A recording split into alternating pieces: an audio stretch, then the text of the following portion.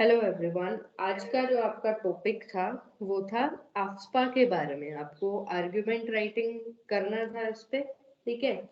तो आर्ग्यूमेंट में आपको बहुत कंफ्यूजन होता है ना, बार बार पूछते हो कि मैम कैसे लिखना है। तो आज एक बार इस चीज को हम देख लेते हैं। ठीक है। शुड आफ्सपा बी रिपील्ड, मान लो ये आपका है टॉपिक, आर्ग्यूमेंट का टॉपिक। इस पे लिखना है बच्चों आपको आर्ग्यूमेंट। ठीक है। आर्ग्यूमेंट लिखना है आपको। तो स्टार्टिंग में क्या करोगे, आपका आर्ग्यूमेंट होता है 20 मार्क्स का। ठीक है। दो आर्ग्यूमेंट आपको लिखने होते हैं पेपर में, दो आते हैं, दोनों आपको लिखने होते हैं 20 मार्क्स ईच। तो वर्ड लिमिट वही आपका जो ऐसे का वर्ड लिमिट होता है 300 वर्ड्स स्पेसिफाइड होता है, लेकिन आर्ग्यूमेंट में आपका स्पेसिफाइड नहीं होता। रिपोर्ट राइटिंग में आपका वर्ड लिमिट कितना होता है, 200 वर्ड लिमिट होता है, और एक रिपोर्ट आपकी होती है 10 मार्क्स की। ठीक है।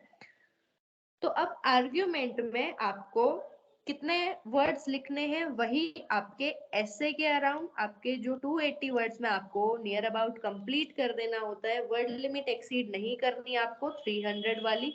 दैट्स वाई आपको बोला जाता है 280 वर्ड लिमिट में आप उसको कंप्लीट कंक्लूड करने की कोशिश करो। तो सबसे पहले आर्ग्यूमेंट राइटिंग में जो फर्स्ट स्टेप आपका होगा वो होता है इंट्रोडक्शन लिखने का। ठीक है। फर्स्ट स्टेप होगा आपका इंट्रोडक्शन का। अभी ये जो इंट्रोडक्शन मैंने लिखा है, ये जो वर्ड है इंट्रोडक्शन, ये आपको समझाने के लिए लिखा गया है। ये आपको पेपर में नहीं लिखना इस तरीके से। आज एक कॉपी में किसी बच्चे ने लिखा भी हुआ है, कंक्लूजन भी उन्होंने वर्ड लिखा हुआ है, लेकिन ये आपको समझाने के लिए बताया गया है। ये हेडिंग आपको पेपर में नहीं डालनी, ना आपको ऐसे राइटिंग में, neither in your essay writing nor in your argument writing, कहीं भी आपको ये हेडिंग नहीं डालनी। तो अभी इसको हम स्टार्ट किस तरीके से कर सकते थे। आसपा आपको दे दिया, पेपर में सिर्फ शॉर्ट फॉर्म में लिखा है तो आप शॉर्ट फॉर्म में कंटिन्यू कर सकते हो। ठीक है। यहाँ लिखो आसपा के बारे में कुछ बताओ, इसकी फुल फॉर्म से ही स्टार्ट कर सकते हो। आसपा stands for armed forces special power act. ठीक है। हो गया। एक लाइन में आपने बता दिया कि आफ्पा stands for armed forces special power act. ये हो गया भाई। ठीक है। 1958 में विच गिव्स, अब इसके बारे में बताओ कि इसमें चीजें क्या है। तो ब्रीफ इसका एक इंट्रोडक्शन में हम लोग लिखेंगे, which gives special power to the security forces to arrest an individual without warrant on the basis of reasonable suspicion. Mere एक सस्पिशन के ऊपर उसको अरेस्ट किया जा सकता है। ठीक है। Under arm forces special power act without warrant, बिना किसी सर्च वारंट के। And search permissions without warrant, जो भी सर्च होता है उसके लिए सर्च वारंट निकलवाना पड़ता है, बट जहां आपका आफ्सपा जो रूल है वहां आपको वारंट नहीं चाहिए होता। ठीक है। In those areas where AFSPA is in rule. ठीक है। हो गया। इंट्रोडक्शन आपको मोस्टली कितना लिखना है, आपको मैक्सिमम 3 से 4 लाइंस में आपको ये इंट्रोडक्शन खत्म कर देना है। हो गया। यहाँ तक आप लोगों का 4 लाइन में इंट्रोडक्शन हो गया। उसके बाद आप क्या लिखेंगे, अब कोई टॉपिक है, शुड आफ्सपा बी रिपील्ड, तो आपको आर्ग्यूमेंट में फेवर में जो है वो पहले पॉइंट लिखने होते हैं। तो इसको आप कैसे लिखेंगे, आर्ग्यूमेंट, या तो आप लिख दो आर्ग्यूमेंट फॉर द टॉपिक। ठीक है। या आप यहां हेडिंग डालो argument in favour, argument in favour डाल दो। या तीसरे तरीके से आप कैसे डाल सकते हो, आर्ग्यूमेंट फॉर लिख कर डाल दो इसमें, आर्ग्यूमेंट फॉर आफ्सपा रिपीलिंग। ठीक है। तो फेवर में आपको क्या लिखना है कि आपकी स्टेटमेंट है कि भाई जो आफ्पा है उसको रिपील कर देना चाहिए।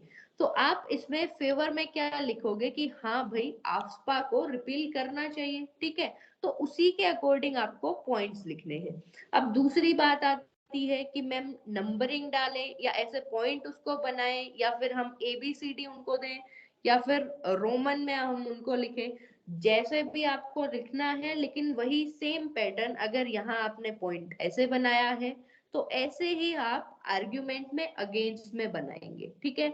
अगर आपने यहाँ 1 लिखा है तो यहाँ आप 2 लिखेंगे, ऐसा नहीं ऊपर आपने 1 लिख दिया नीचे आप लिख रहे हो B, वो चीज गलत हो जाएगी। सेम चीज यूज करो, ABCD डालो, नंबरिंग डालो, या ऐसे आप पॉइंट्स करके डालो, ठीक है। एक ही चीज डालनी है आपको, चाहे ये कर दो, ये कर दो, या ABC कर दो, ठीक है। Choice is yours.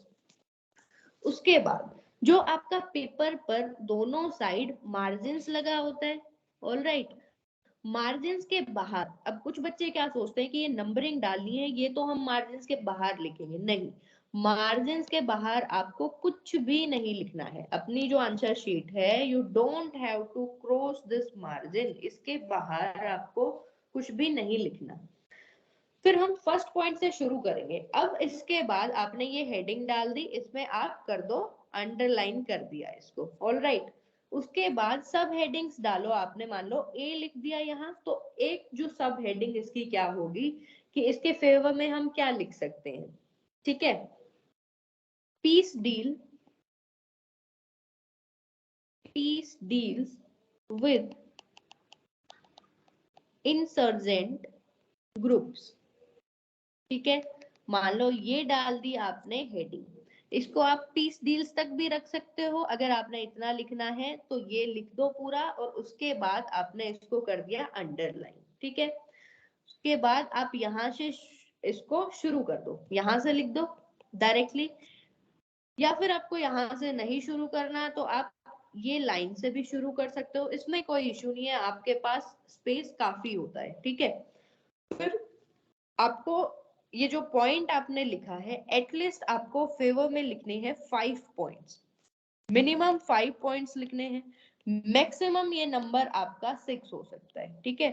6 से ज्यादा अगर आप लिखते हो तो आप वर्ड लिमिट अपने आप क्रॉस कर जाओगे, जो क्रॉस नहीं करनी, ठीक है। So you have to write at least 5 points, और 5 से कम भी नहीं लिखना आपको, ठीक है।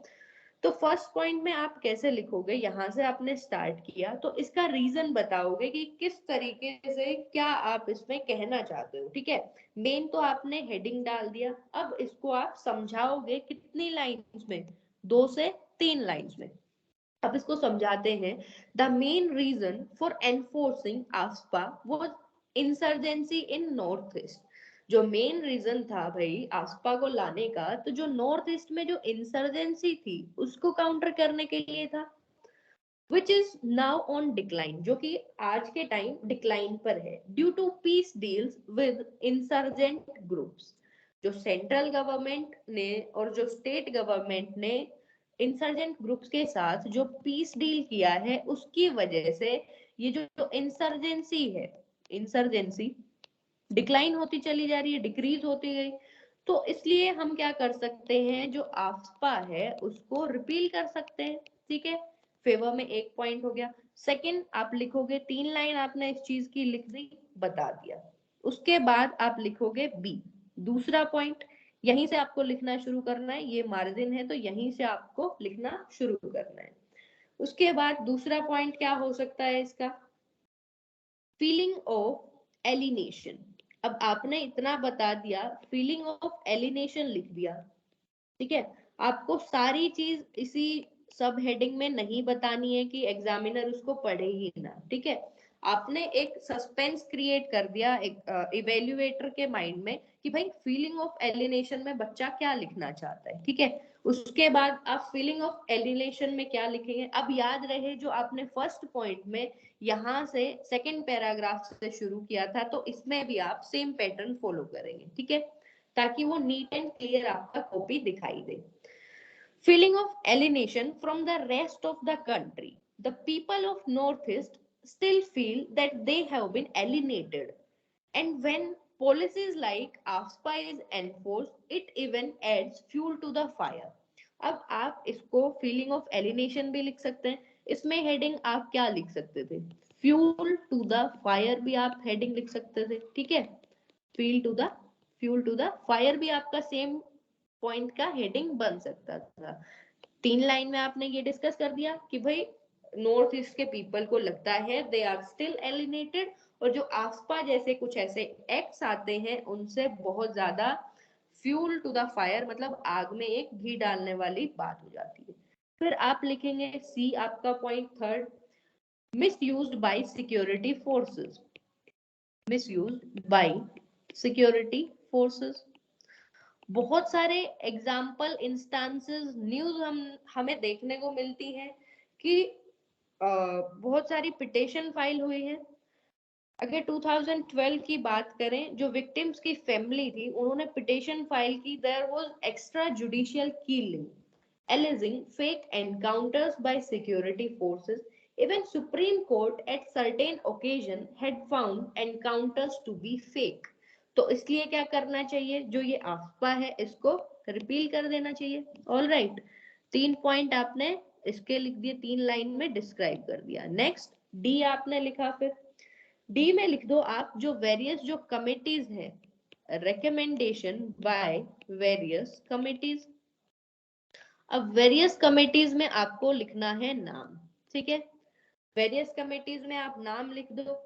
नाम एक जो आपका आता है मेन, जीवन रेड्डी कमेटी, जीवन रेड्डी कमेटी हो गया, संतोष हेगड़े कमेटी हो गया, ठीक है।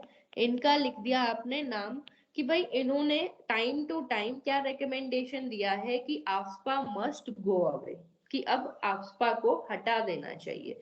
अराउंड आपके 70+ ईयर्स हो गए इस रूल को चलते हुए, कॉलोनियल एरा का रूल है, तो भाई इसको अभी आज की नीड्स के अकॉर्डिंग या तो इसको अमेंड किया जाए या इसको किया जाए रिपील। ये चीज आपने बता दी, ठीक है। नेक्स्ट 5th पॉइंट में आप और क्या लिखेंगे इसके फेवर में, आप इसके फेवर में लिख सकते हैं it is against rights. Against rights लिख दिया आपने कि भाई राइट्स के अगेंस्ट है। अब राइट के अगेंस्ट कैसे है, इसमें आप समझाएंगे कि जो फंडामेंटल राइट है 21 और 22, जिसमें प्रिवेंटिव और प्यूनेटिव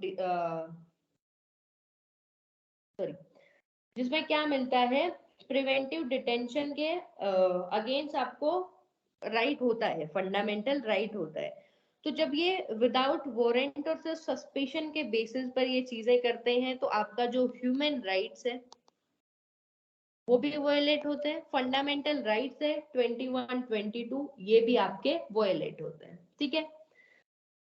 हो गया, इनका ब्रीच हो गया आर्टिकल्स का, ये देख लिया हमने। प्रिवेंटिव प्यूनिटिव डिटेंशन इसमें लिख दिया, इसके पॉइंट्स हो गए। उसके बाद अगर लोकल लेवल पर बात करें, 5 पॉइंट्स में आपको सम अप कर देना है, बट हम कुछ एक्स्ट्रा पॉइंट्स अभी इसलिए डिस्कस कर रहे हैं क्योंकि यही सिर्फ 5 पॉइंट्स आपको नहीं लिखने, बहुत सारे और भी पॉइंट्स इसके बन सकते हैं। एक और क्या पॉइंट बन सकता है इसका, कि जो डिमांड है, पब्लिक की डिमांड है ये कि इसको रिपील किया जाए, एक्टिविस्ट एंड पब्लिक डिमांड, ठीक है। अब इसमें आप क्या लिख सकते हैं, जो मणिपुर की एक एक्टिविस्ट है आपकी आयरोन शर्मिला, ठीक है। आयरोन शर्मिला ने 16 इयर्स का हंगर स्ट्राइक रखा and she said that this act from north east areas, this act from extra judicial killings, ठीक है, बहुत ज्यादा एक्स्ट्रा जुडिशियल किलिंग्स होती है, दैट्स व्हाई इसको रिपील कर देना चाहिए। फेक एनकाउंटर वाला चीज आप इसमें डाल सकते हैं, ठीक है। एलिनेशन वाला हमने पढ़ लिया, हेगड़े कमेटी का हमने पढ़ लिया, एक्स्ट्रा जुडिशियल किलिंग की पिटिशन हुई कि एलिजिंग कि भाई बहुत ज्यादा फेक एनकाउंटर्स होते हैं, तो एक्टिविस्ट और पब्लिक की डिमांड है ये, तो इसको रिपील करना चाहिए, ठीक है। और इसमें आप लोग क्या लिख सकते हैं, रिसेंट जो किलिंग्स हुई मणिपुर और नागालैंड की, लॉट ऑफ फैमिलीज, आप इसमें पब्लिक डिमांड में ही ये वाली चीज लिख सकते हैं कि सिर्फ सस्पिशन के बेसिस पर वो सारी किलिंग्स हुई थी। और बाकी पॉइंट्स इसमें क्या हो सकते हैं, जो आप लोगों ने अपनी कॉपी में सबने लिखे हैं वो सारे पॉइंट्स आप आपस में एक दूसरे के पॉइंट्स देखेंगे, उसमें से पॉइंट्स लिखेंगे, जो आपको कॉपी जो आपकी चेक करके दी गई है वो सारी आप लोग उसमें नोट डाउन करेंगे, ठीक है। सिविलियंस का किलिंग हो गया, आप इसी में ऐड कर सकते हैं सिविलियंस का किलिंग वाला भी। ऑल राइट, अब इसका हम लोग देखते हैं जो आर्ग्यूमेंट इसके अगेंस्ट में क्या हो सकते हैं। फिर हम लोग फिर से हेडिंग डालेंगे इसमें आर्ग्यूमेंट्स, आर्ग्यूमेंट्स अगेंस्ट, फिर इसको अंडरलाइन कर दो, ठीक है। आर्ग्यूमेंट अगेंस्ट में क्या हो सकता है, हेडिंग डालो लॉ एंड ऑर्डर सिचुएशन। अब इतना लिख दो, लॉ एंड ऑर्डर सिचुएशन लिख दो, उसके बाद आपको डिस्क्राइब करना है, ठीक है, लॉ एंड ऑर्डर सिचुएशन। अब इसमें हम क्या बोलेंगे, इसमें हम फेवर में बात करेंगे, क्योंकि आपका स्टेटमेंट क्या है, शुड आफ्सपा बी रिपील्ड, कि आफ्सपा को हटा देना चाहिए क्या। तो ये तो हमने वो चीजें बताई कि हाँ भाई क्यों हटाना चाहिए। अब हम लोग बात करेंगे कि आफ्सपा जो है वो क्यों लागू रहना चाहिए, ठीक है। तो लॉ एंड ऑर्डर सिचुएशन में आप लोग क्या लिखेंगे, AFSPA is enforced only in those areas where ordinary law of land fails, जहां ordinary law जो है, स्टेट पुलिस जो है वो प्रॉपर एक्शन नहीं ले पाती, दैट्स वाई आपका मिलिट्री को बुलाया जाता है वहां, है ना। तो लॉ एंड ऑर्डर मेंटेन किया, ठीक है। सेकंड पॉइंट हम क्या लिख सकते हैं इसके फेवर में, काउंटर इंसर्जेंट ग्रुप्स, ठीक है। इंसर्जेंट जो ग्रुप्स है उनको काउंटर करने के लिए आस्पा लाया गया है। इंसर्जेंट ग्रुप्स हैं, militancy have been receiving weapon financial support from external state actors, so we need to have such acts like AFSPA to deal with such extraordinary situation। तो such extraordinary situation को deal करने के लिए एक extraordinary law की जरूरत है, जो है आपका AFSPA, जो इन सब चीजों को टैकल कर सकता है। हो गया। उसके बाद हम देखते हैं जो डिफेंस फोर्सेस हैं। अब इसका जो नेक्स्ट वो लिख सकते हैं वो क्या होगा, जो लॉ एंड ऑर्डर जो है वो एक स्टेट सब्जेक्ट है, स्टेट सब्जेक्ट, ठीक है। तो स्टेट लेजिस्लेशन बनाता है, स्टेट डील करता है इसमें, वेरियस स्टेट्स के अपने अपने रूल्स रेगुलेशन है। तो defence forces can't operate in militancy hit area where there is so much need of defense forces and their action because they have a lot of modern technology जिससे वो ये चीजें tackle कर सकते हैं।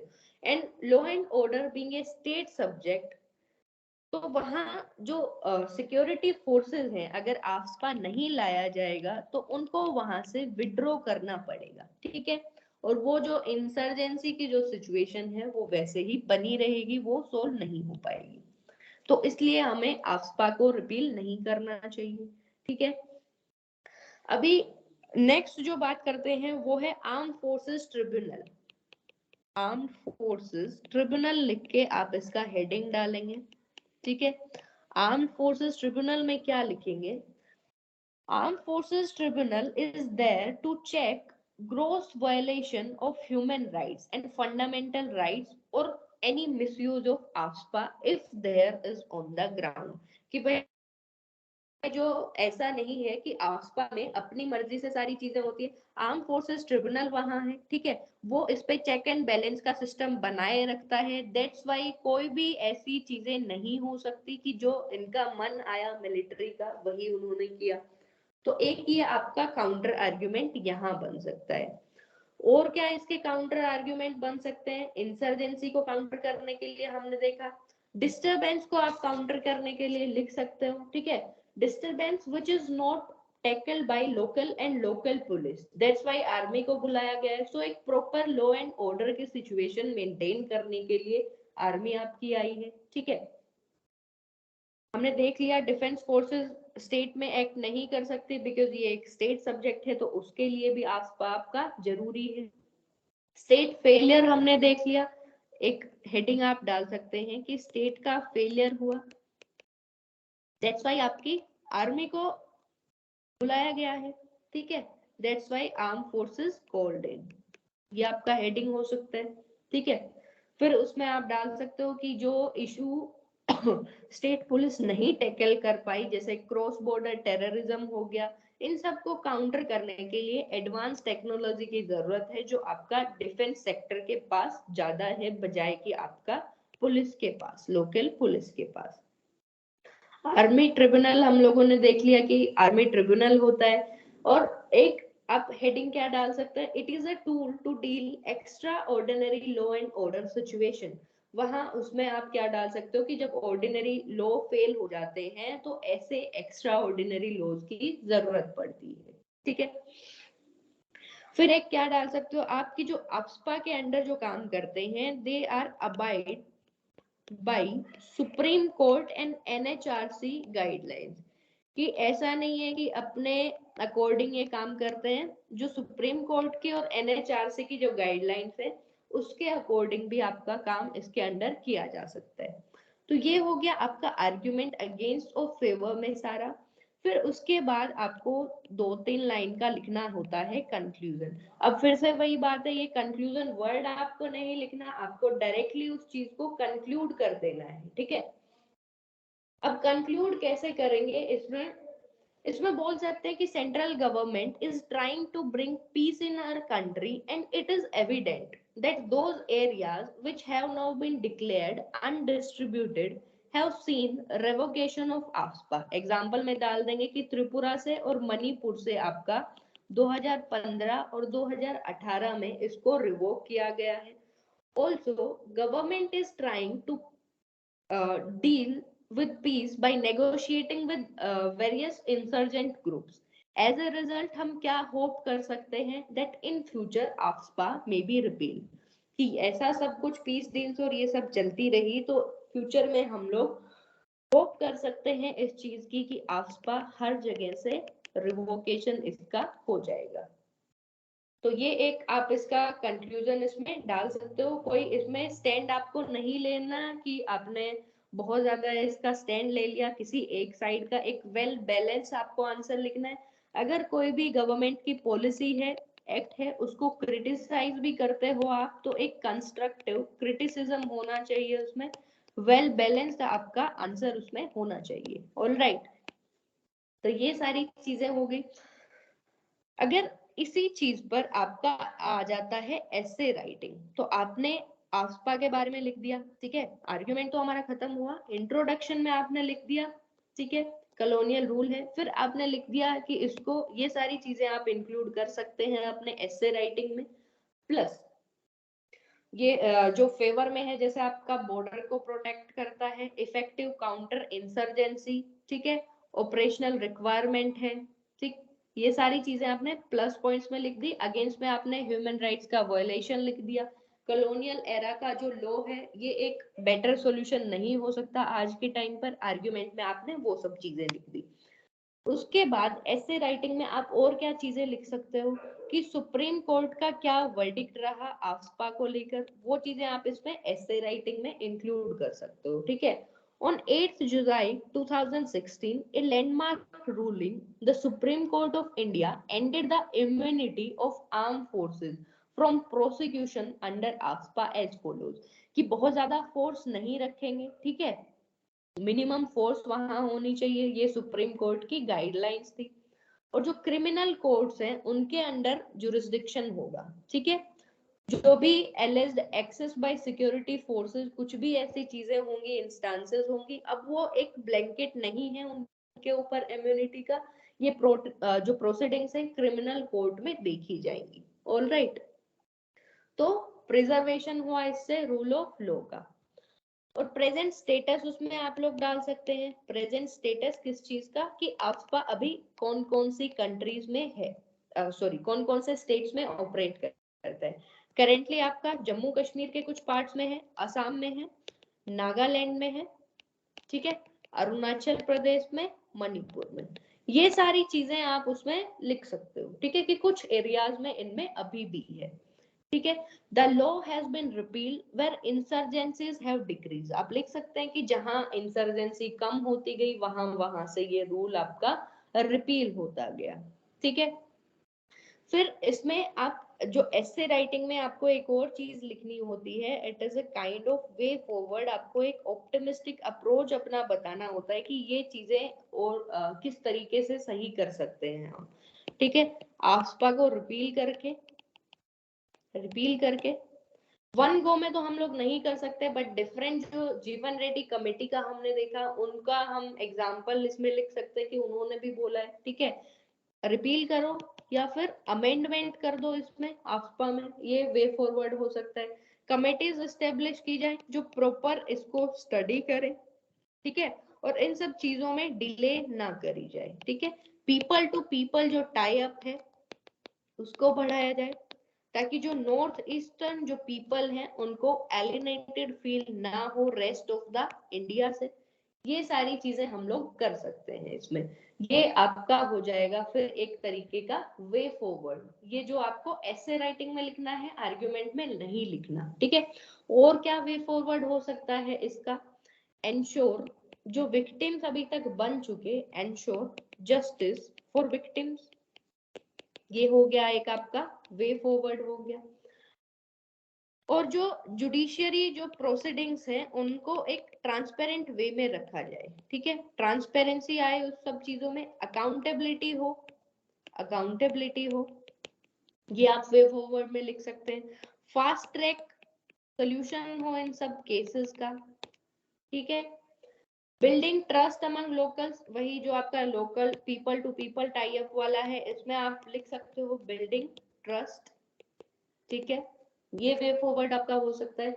और जो ये सारी सिचुएशन कब आती है? जब जो स्टेट के लॉज हैं और जो स्टेट की पुलिस है वो वीक हो जाती है। ठीक है, तो स्टेट के जो लोकल लॉज हैं और पुलिस है उनको इफेक्टिवली चीजें हैंडल करनी चाहिए। मॉडर्नाइजेशन हो आर्म फोर्सेस की तरह ही इनका। ठीक है, ताकि आर्म फोर्सेस को पिक्चर में आने की जरूरत ना पड़े। और नॉर्मलसी इंश्योर करना चाहिए गवर्नमेंट को, नॉर्मलसी इंश्योर करे गवर्नमेंट। बिकॉज जो आपका नॉर्थ ईस्ट रीजन है, that is considered as gateway and bridge to south east Asia.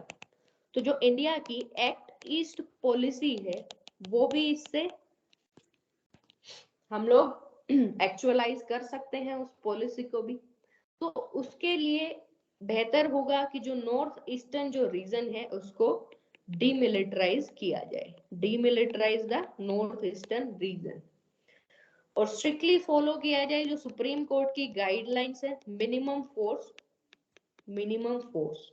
ठीक है, जो आफ्सपा के अंडर जहां भी आफ्सपा आपका रूल रेगुलेशन में है वहां मिनिमम फोर्सेस होनी चाहिए। और जो स्टेट के पास एवरी 6 मंथ इसको रिव्यू करने का पार होना चाहिए। ठीक है, कि इस रूल को रिव्यू कर सके और कोई अमेंडमेंट की जरूरत है तो वो सब चीजें प्रोवाइड करवा सके। तो ये सारी चीज थी आपकी आफ्सपा के बारे में। अगर इसमें अभी ऐसे राइटिंग आ जाता है, आर्ग्यूमेंट आ जाता है, तो वो बहुत अच्छे से आप टैकल कर सकते हैं। ठीक है, आई होप आप लोगों को समझ आया होगा ये। चलो फिर एंड करते हैं आज की क्लास। इसमें से आपको अपने नोट्स बनाने हैं, फिर जो आपका बैच जो पेपर 2 के लिए है परिश्रम वाला, उसमें आपको सबके इंडिविजुअल आपको नोट्स अपने शेयर करने हैं। ठीक है, और जो इसमें नए पॉइंट्स हैं वो अपने जो कॉपी में आप आंसर राइटिंग करते हो, जो मार्जिन रहता है साइड में, उसमें नोट डाउन करेंगे। ऑलराइट, चलो फिर।